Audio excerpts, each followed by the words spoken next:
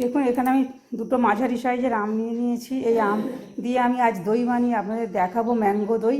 তার জন্য আপনারা দেখতে থাকুন। প্রথমে আমগুলোকে আমি ছাড়িয়ে নেব, খোলা ছাড়িয়ে শাঁসটাকে বার করে নিয়ে আমি মিক্সির জারের মধ্যে দিয়ে দেবো।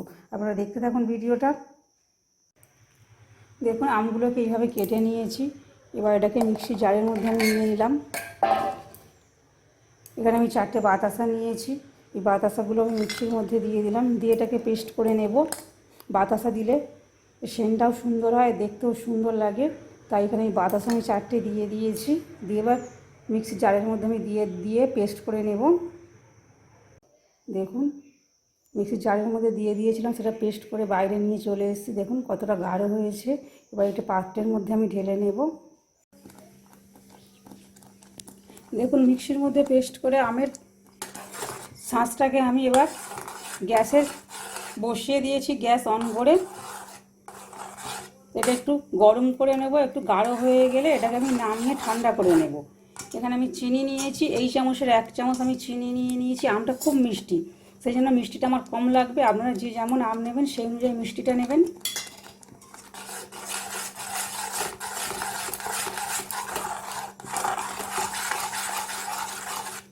দেখুন আমার গাঢ় হয়ে গিয়েছে। এটাকে আমি নামিয়ে বেশ কিছুক্ষণ রেখে দেবো, ঠান্ডা হয়ে যাবে। ঠান্ডা হয়ে গেলে তারপরে দেখাবো কিভাবে বানাবো।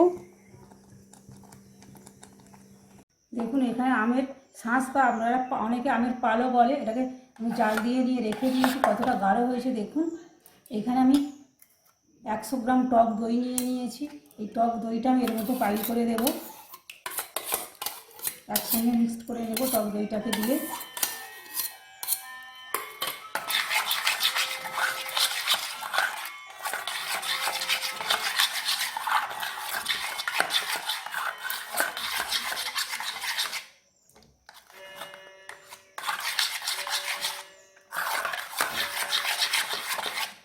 এইভাবে ভালো করে মিক্স করে নেব।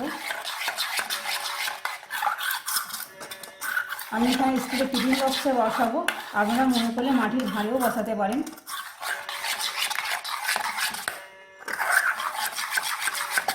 এইভাবে বেশ কিছুক্ষণ এইভাবে নাড়তে থাকতে হবে।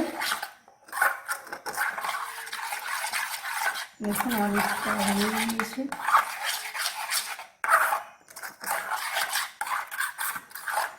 এবার স্টিলের টিফিন বক্সেই আমি বসাবো দইটা।